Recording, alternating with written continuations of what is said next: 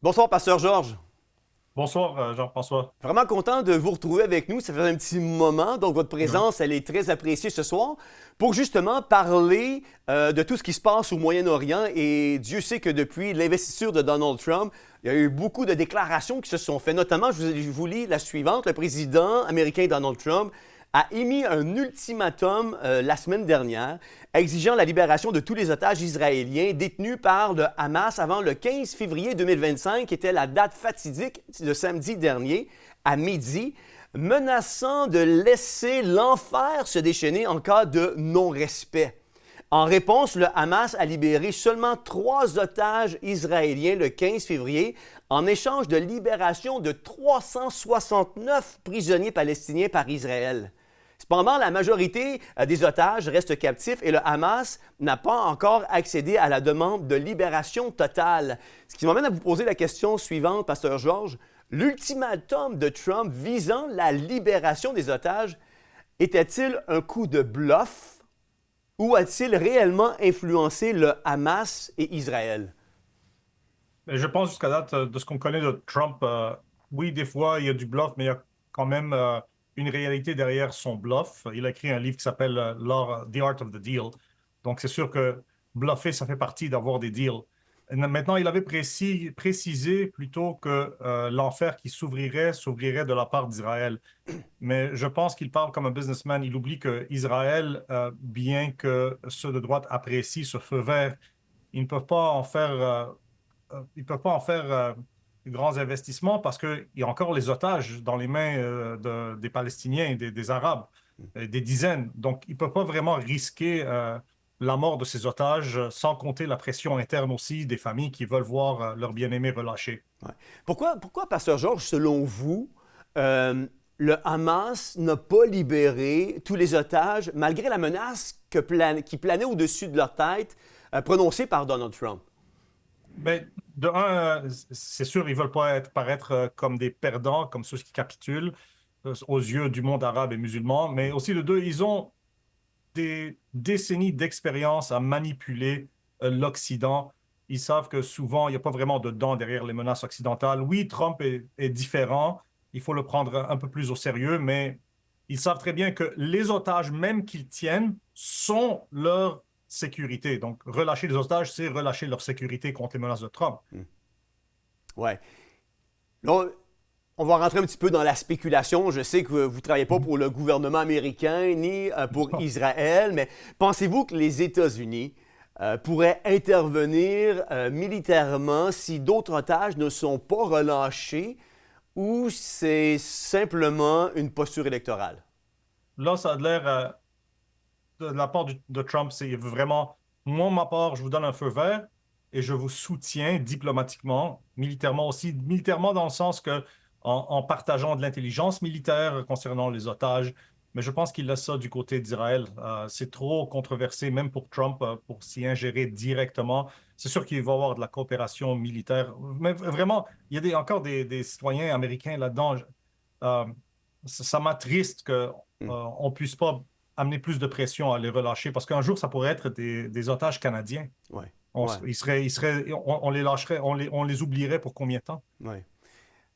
Parce que Georges, une telle déclaration diplomatique de la menace renforce-t-elle la paix au Moyen-Orient ou alimente-t-elle un nouveau cycle peut-être de violence? Non, ça, c'est clair. La réponse est claire. Non, ça renforce la paix. Ça, c'est 100%. À titre d'exemple, rappelons-nous des 4 premières années de Trump. On avait dit que s'il déplacerait l'ambassade américaine de Tel Aviv à Jérusalem, que ça serait la Troisième Guerre mondiale. Or, nous avons vu des gens, des hommes de religion musulmans, sunnites, qui expliquaient bien à leur peuple que Jérusalem n'est pas un lieu saint dans l'islam, ce qui est vrai. Jérusalem ne l'est pas. Elle n'est même pas mentionné de nom dans le Coran. Et il n'y a pas eu de Troisième Guerre mondiale. On avait dit que si Trump annexerait le Golan à Israël ou soutiendrait l'annexation du Golan à Israël, il y aurait une Guerre mondiale. Rien de ça. Hmm. Autant quand Biden est venu, qui est euh, aussi mou que la crème glacée qu'il aime tant. Mais là, nous avons la guerre Russie-Ukraine le 7 octobre qui a eu lieu. Beaucoup de gens Écoutez, moi, je suis arabe, mes grands-parents, c'est des Palestiniens de 1948. Hmm. Dans le monde arabe, à cause de l'islam, la seule langue qui est très bien comprise, c'est la langue de la force. Il faut négocier avec un grand bâton dans les mains, comme Roosevelt avait dit. Parler calmement avec un gros bâton dans les mains. Ça, c'est le langage que l'arabe comprend. À Mhm. titre d'exemple aussi, c'est qu'il y a beaucoup de gens au Liban aujourd'hui qui respectent Avichai Adrohi, qui est le porte-parole de l'armée israélienne, parce qu'ils respectent que c'est un homme de sa parole et quand il menace, il effectue. Oui, oui, tout à fait. Il y a eu une déclaration de Donald Trump qui a un peu secoué le monde entier. Il a récemment suggéré que Gaza pourrait être transformé en un vaste parc projet immobilier sous contrôle américain, toutefois, ça c'est important de le dire, sous contrôle américain, évoquant une reconstruction complète de la région. Cette déclaration a suscité de vives réactions, certains y voyant une ambition impérialiste, tandis que d'autres perçoivent une tentative de stabilisation économique et politique. On regarde une vidéo là-dessus, puis on se reparle par la suite. I don't think people should be going back to Gaza. I think that Gaza has been very unlucky for them. They've lived like hell. They lived like you're living in hell. Gaza is not a place for people to be living. And the only reason they want to go back, and I believe this strongly, is because they have no alternative. What's the alternative? Go where? There's no other alternative. If they had an alternative, they'd much rather not go back to Gaza and live in a beautiful alternative that's safe. How is the U.S. going to own Gaza? Your White House has made clear taxpayer dollars won't be used for this. So No, what we money won't are you need going it. to use No, to no. buy We'll- Gaza? we're not going to buy anything. We're going to have it, and we're going to keep it, and we're going to make sure that there's going to be peace, and there's not going to be any problem, and nobody's going to question it. And we're going to run it very properly, and eventually we'll have economic development at a very large scale, maybe the largest scale on that site. And we'll have lots of good things built there, including hotels and office buildings and housing and other things. And we'll make that site into what it should be. And the people from Gaza who wouldn't be able to be there for years, because you're talking about just to get it and prepare it and to take care of all of the problems that currently it has. As you know, tunnels, and people are in those tunnels. And you have some good people and some bad people, and you may have hostages right now. You know, you have the hostages possibly there. They don't know where they are. And you know, I have a Saturday deadline, and I don't think they're going to make the deadline personally. I think they want to play tough guy, but we'll see how tough they are. But it's going to be a wonderful thing. It's going to be wonderful for the Middle East. I think it'll turn the Middle East. I think you're going to have peace in the Middle East. You're going to eventually have peace in the Middle East. Mr. President, how do you know that the Palestinians don't want to leave their land? Some people say this is ethnic cleansing. You won't be able to force them to leave their land. They stay We're moving there. them to a beautiful location where they have new homes, where they can live safely, where they'll have But they want to doctors leave, and sir. medical and all of those things, and I think it's going to be great. They instead can occupy all of a beautiful area with homes and safety, and they can live out their lives in peace and harmony instead of having to go back and do it again. The U.S. will take over the Gaza Strip, and we will do a job with it too. We'll own it and be responsible for dismantling all of the dangerous unexploded bombs and other weapons on the site, level the site and get rid of the destroyed buildings, level it out, create an economic development that will supply unlimited numbers of jobs and housing for the people of the area. Do a real job, do something different. Just can't go back. If you go back, it's going to end up the same way it has for 100 years. Pasteur Georges, qualifier Gaza de terrain à reconstruire pour un projet immobilier américain, est-ce que c'est une vision impérialiste ou une solution qui est plutôt pragmatique? Comment vous voyez ça? OK. En parlant d'impérialisme, bon, il n'y a pas de plus impérialiste que l'arabe. Nous sommes sortis de la presqu'île arabe. Nous avons conquis tout depuis le Kazakhstan jusqu'au Maghreb. Donc, l'arabe est le colonialiste le plus à succès qui a extirpé les indigènes et changé leur langue pour la sienne. En ce qui concerne aussi Gaza, je crois que souvent ici, au Québec, au Canada, dans l'Ouest, on a cette vision comme si les soi-disant Palestiniens, qui est une fausse identité, ça n'existe pas, c'est une identité fabriquée à titre de propagande, pour but de propagande. On l'imagine un peu comme le village gaulois d'Astérix et Obélix entouré par les Romains. C'est Israël, le village gaulois.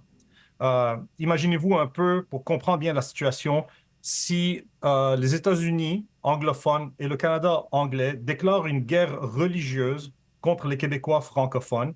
Ils vont chasser tous les Juifs de la Louisiane, tous les francophones de la Louisiane, du Saskatchewan, du Manitoba, les Acadiens, de Nouvelle-Écosse, Nouveau-Brunswick. Et tous les francophones, on se ramasse cachés dans la ville de Québec. Et maintenant, les anglophones sont dans une banlieue de Québec et de temps en temps, ils vont sortir, prendre en otage des francophones et les torturer. Et là, on veut les faire sortir de cette banlieue et tout d'un coup, c'est le cri de l'immoralité. C'est un peu ce qui se passe avec Israël. Il n'y a rien de choquant dans ces énoncés de Trump. Je vais vous dire pourquoi. Pour nous du Moyen-Orient, ça, c'est des idées qui planent dans l'air depuis 1948. C'est rien de nouveau. Ce qui est nouveau avec Trump, c'est que c'est le premier qui récemment ose faire ressortir cette idée. Le secrétaire des Nations Unies, secrétaire général Trygve Lie, ça c'était en 1954, avait énoncé que les États arabes devraient changer d'opinion et reconnaître l'inévitabilité de réintégrer ces soi-disant réfugiés arabes, donc palestiniens, hors d'Israël. Ça, c'est discuté en 1954. Mais les Arabes n'acceptent pas l'idée d'intégrer les réfugiés palestiniens parce que cette idée de réfugié éternel est un atout politique pour l'islam pour continuer sa lutte contre Israël. Rappelons que les pays arabes musulmans ont chassé tous les juifs hors de leur territoire. Tous. Donc, en Algérie, en 1948, il y avait 140 000 juifs, en 2001, 0. En Égypte, il y avait 75 000 juifs, en 2001, 100. Au Liban, il y avait 5 000 juifs, maintenant il y en a 100, moins que 100, il reste 5 familles. En Irak, il y avait 135 000 juifs, en 2001, il en restait 100. En Syrie, il y avait 30 000 juifs, il en reste 100. Donc, ce qui s'est passé, c'est que, étant donné ces figures, le président d'Israël, Yitzhak Ben Zvi, en décembre 1960, avait proposé la solution suivante. Il dit, écoutez, vous voulez chasser les Juifs des pays arabes, chassez-les, qu'ils viennent en Israël, et les soi-disant réfugiés palestiniens pourront, puisqu'ils sont arabes, largement, pourront aller s'intégrer dans les pays arabes. Ça, c'est quelque chose qui a été discuté un peu partout. Ça a été discuté avec la Syrie en 1948, parce que la Syrie avait besoin de fermiers. Ça a été discuté en 1955 par le ministre des Affaires étrangères, John Foster Dulles, des États-Unis. Ça a été discuté avec l'Irak il y a quelques années. Ça a même été discuté avec le Canada en 1955, que le Canada prendrait ces soi-disant réfugiés palestiniens. Même il y avait une option, une discussion de les transplanter en Amérique du Sud. Donc, comme idée, cette idée a toujours été là. C'est juste que Trump, maintenant, ose en reparler. Mais juste avant Trump, il n'y a pas eu Daniela Weiss, qui est une sioniste aussi, puis qui a été allée voir les colons sionistes pour faire du pouce là-dessus, qui a déjà parlé de rendre Gaza un parc immobilier ou quelque chose comme ça. Donc, Trump a fait écho un peu sur la sortie de Daniela Weiss en mars de mémoire 2024. Donc, il a repris, grosso modo, en fait, sa sortie fait écho à la sortie de Daniela Weiss de mars 2023. Oui, mais justement, c'est pour surligner le fait que c'est une idée qui plane depuis longtemps. C'est impossible de vivre avec ces deux peuples. Il y en a un qui est religieusement voué à l'extermination d'un autre. Si tu avais les États-Unis religieusement voués à l'extermination de tous les francophones du Québec, on ferait quoi? Oui. Ça m'emmène à vous poser la question suivante. Est-ce que ne voyez-vous pas là-dedans un genre de nettoyage ethnique sur la bande de Gaza? Est-ce que le monde a vu un nettoyage ethnique quand tous les Juifs ont été chassés des pays arabes? Je pense que poser la question, c'est y répondre. Bon, c'est ça. On en parle juste quand c'est les soi-disant palestiniens. Et rappelons, mes grands-parents faisaient partie de ça. En passant, c'est les meneurs, et c'est ma grand-mère qui me racontait ça, qui est née à Bethléem. Mon grand-père est de Haïfa. Ce sont nos meneurs arabes qui nous ont dit de quitter notre terrain, nos possessions, aller au Liban, et qu'eux, ils allaient noyer tous les Juifs dans la mer en 1948. Et là, on pourrait revenir, réobtenir nos terrains, ainsi que ceux qui auront été obtenus par la guerre en dépouillant les Juifs. Ouais. Mais on a perdu la guerre, et c'est comme ça qu'on est devenu...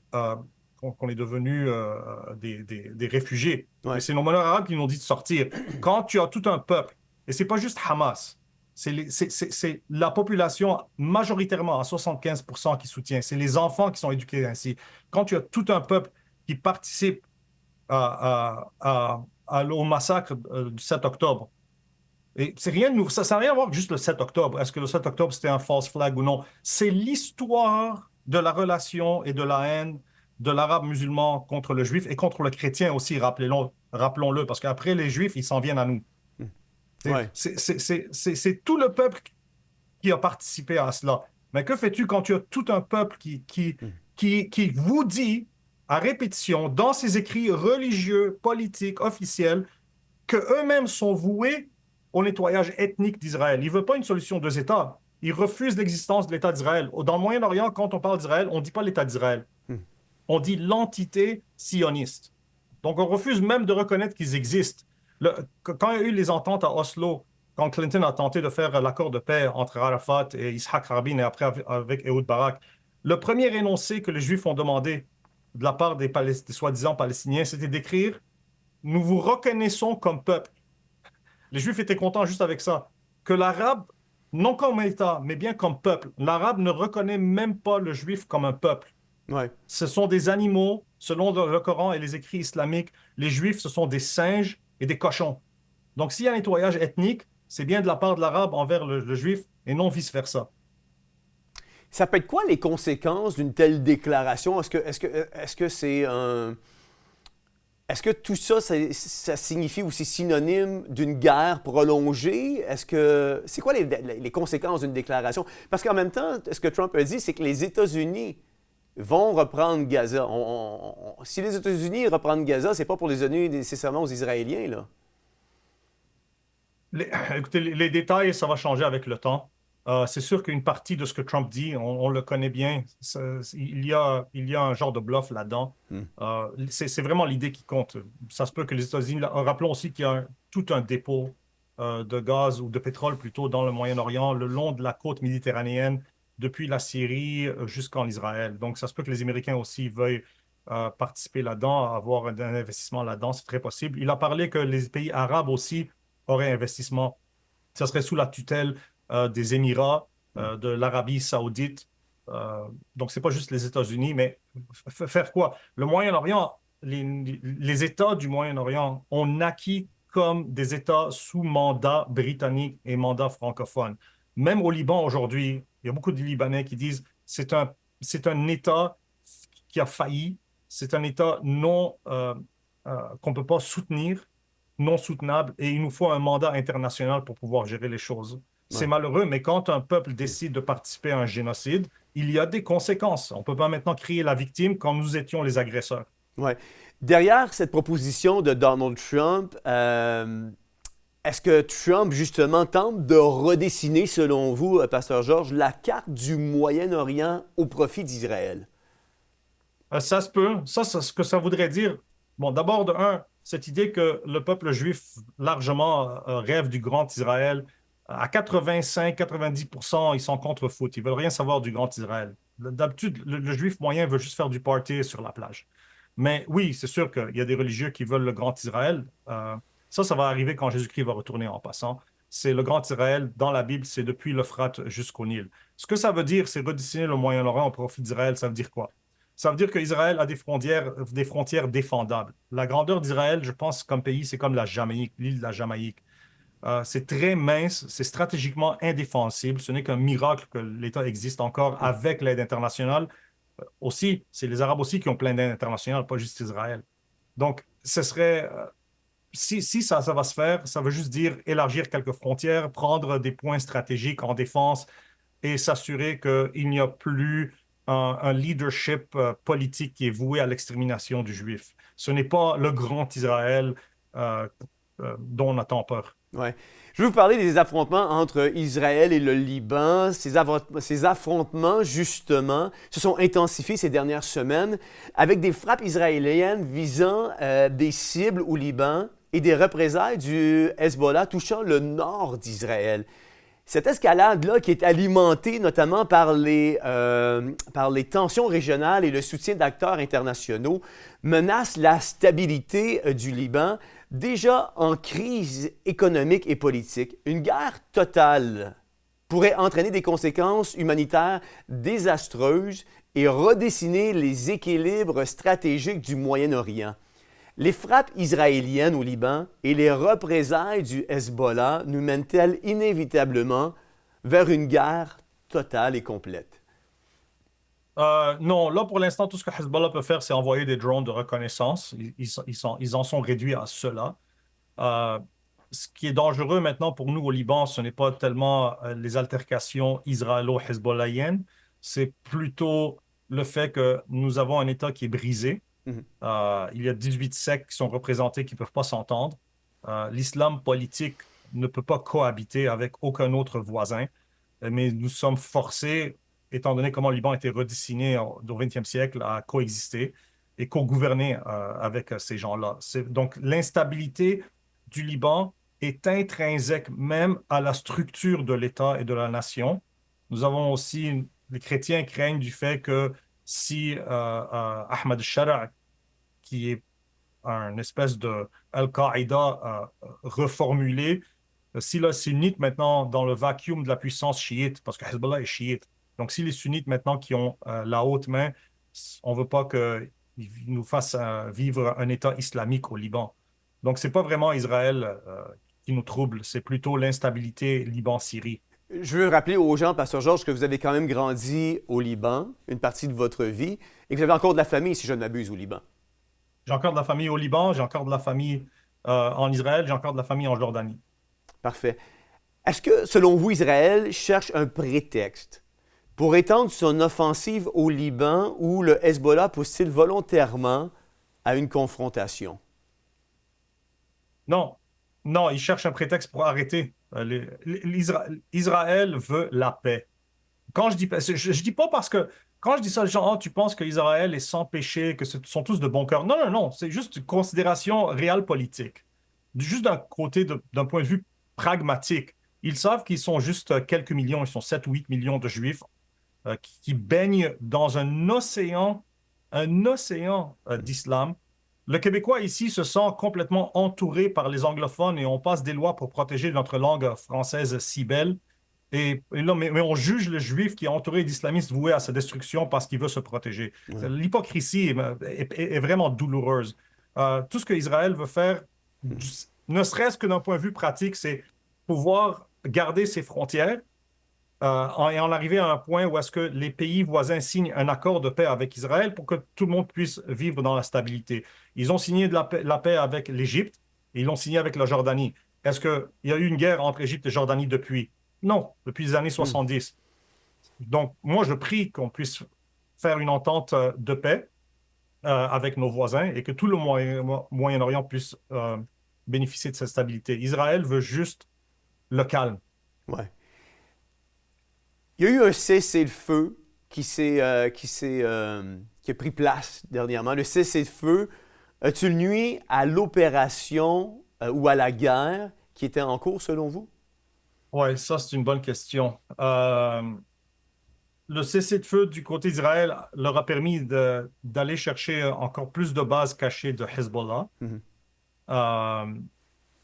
Ça a permis à Trump leur a mis de la pression aussi parce que c'est un peu comme Reagan, si vous vous rappelez. L'Iran avait des otages américains sous Jimmy Carter et Reagan avait fait une entente en secret avec l'Iran que l'Iran ne relâcherait les otages que quand Reagan prendrait pouvoir pour que ça paraisse bien pour Reagan. Et c'est effectivement Reagan qui avait négocié leur relâche, mais il voulait attendre qu'ils soient relâchés quand Reagan assumerait la présidence. Et c'est un peu ce que Trump a fait. Il leur a mis de la pression pour que... Il y a eu j'ai causé le cessez-feu. Du côté d'Israël, du côté de cessez-le-feu Israël-Gaza, celle-là est plus difficile à juger. Au Liban, les objectifs étaient pas mal atteints. Hezbollah reste quand même armé, mais c'est en Gaza qu'il y a le problème avec les otages. Et honnêtement, je ne sais pas si le cessez-le-feu a été bénéfique aux otages ou non. Je me tiens encore de passer une opinion là-dessus. Ouais. Avec le retour de Donald Trump sur la scène internationale et l'escalade des conflits au Moyen-Orient, l'équilibre régional semble plus fragile que jamais. Entre les frappes israéliennes, tensions au Liban et instabilité croissante, la région est en proie à une recomposition aux conséquences qui semblent être à quelque part imprévisibles. Les choix stratégiques des grandes puissances, notamment les États-Unis, détermineront-ils un avenir de guerre ou une possibilité de stabilisation durable? L'instabilité, c'est pas avec Trump. L'instabilité, c'était avec Obama. Bon, quand Obama, le messie des démocrates, est venu au pouvoir, on nous avait promis le règne millénaire de Jésus-Christ, un âge doré. Et ce qu'on a eu, c'était l'État islamique qui s'étalait comme un cancer à travers le Moyen-Orient. Et c'est Trump qui l'a arrêté.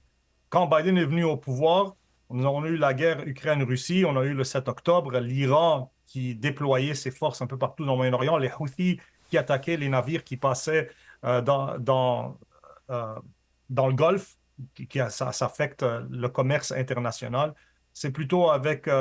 il faut que l'Occident, à un moment donné, arrête d'avoir peur, qu'on se relève les manches et qu'ils disent non, nous sommes plus puissants que vous, vous allez nous respecter et on va instaurer la paix. Et c'est sûr que l'Arabe va en sortir perdant dans le sens qu'il ne pourra pas exterminer Israël, mais ça serait bénéfique à l'Arabe. La paix est bénéfique à tout le monde. Il faut de la force. Il faut de la force. L'Arabe ne respecte pas la faiblesse. Ouais. On ne respecte pas la faiblesse, on respecte la puissance. Oui. Je vous entends quand vous dites ça, mais en même temps, je veux vous amener à faire peut-être une brève évaluation des déclarations de Trump dans les dernières semaines. Et ce qui m'amène à vous poser la question suivante. La politique étrangère américaine est-elle aujourd'hui un facteur de stabilisation ou un accélérateur du chaos, que ce soit un chaos régional, que ce soit un chaos national ou je dirais même international, avec toutes les déclarations de Trump, comme je vous le disais en préambule? Trump veut le Groenland, Trump veut Gaza, Trump veut faire du Canada le 51e État, Trump veut le Panama. Avec toutes ces déclarations-là qui foisonnent, qui se multiplient dans la bouche de Donald Trump, est-ce qu'on est face à une accélération du chaos à l'échelle internationale? Il y a un dire parmi les Américains concernant Trump. Ils disent que le démocrate le prennent au sérieux, mais ne le croient pas, puis les républicains ne le prennent pas au sérieux, mais le croient. On sait très bien que Trump lance des choses to stir the pot, comme on dit. Il va lancer de la poussière dans l'air. Donc, les gens qui sont au pouvoir savent ça, surtout au Moyen-Orient. Oui, il y a une véritable menace derrière ça, mais souvent, ce qu'il va faire, c'est qu'il va faire chavirer les choses et pour les replacer, pour les restabiliser. Ces propos-là, ce que ces propos font, c'est que ça dérange l'élite politique, comme les Européens. Il ne faut pas parler comme ça. Oui, mais regarde, à un moment donné, 3 ans, l'Europe tente d'arrêter la guerre entre la Russie et l'Ukraine, n'est-ce pas? Là, Trump, il leur dit, vous avez eu 3 ans, vous n'avez rien fait. Vous êtes hors des négociations, moi, Poutine, on parle directement. Et là, on s'approche d'une solution à cela. Oui, ces énoncés oraux font choc. Mais ce qui compte à la fin, ce sont les actions.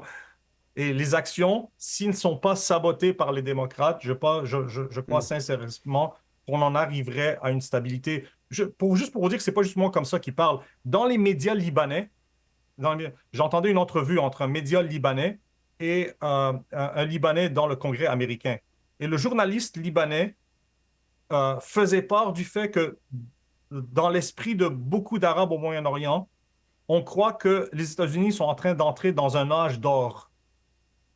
Ça, c'est la perception de beaucoup d'Arabes, c'est que les États-Unis rentrent dans un âge d'or. Et si les États-Unis rentrent dans un âge d'or et le Canada sait travailler avec ça, le Canada aussi va en profiter, car on sait très bien, quand les États-Unis éternuent, on attrape le rhume. Donc, moi je vais pas réagir à chaque fois que Trump fait un tweet. Ça, je n'ai pas ce syndrome. Ah, regardez ce qu'il a dit, regardez. On le connaît, on sait comment il fonctionne. Et juste laissons-le faire et vous allez voir. Ouais. Ça m'amène à vous poser une de mes dernières questions. Est-ce que le Liban est en train de devenir le prochain Gaza sous la pression d'Israël, c'est votre pays, et des tensions internes? C'est pas sous la pression d'Israël, sous notre obsession à guerroyer contre le juif.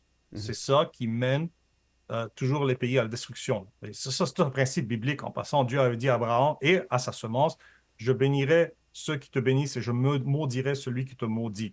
Vous avez juste à regarder un atlas et les pays paisibles avec Israël prospèrent et ceux qui détestent Israël sont en pagaille. Le problème du Liban, c'est pas Israël, surtout comme chrétien. Surtout comme chrétien. Le chrétien survit au Liban parce qu'Israël est si proche. Enlevez Israël, vous enlevez les chrétiens du Moyen-Orient. Merci beaucoup, Georges, d'avoir été avec nous ce soir. C'est vraiment apprécié, afin de faire la lumière sur tout ce qui se passe dans le Moyen-Orient. Ça me fait plaisir d'être avec vous et je souhaite la paix à tout le monde, arabe, juif, n'importe quoi. Elle est trouvable en Jésus-Christ.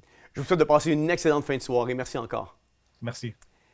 Les tensions au Moyen-Orient ne cessent de s'intensifier et les choix stratégiques des États-Unis auront des répercussions bien au-delà de la région.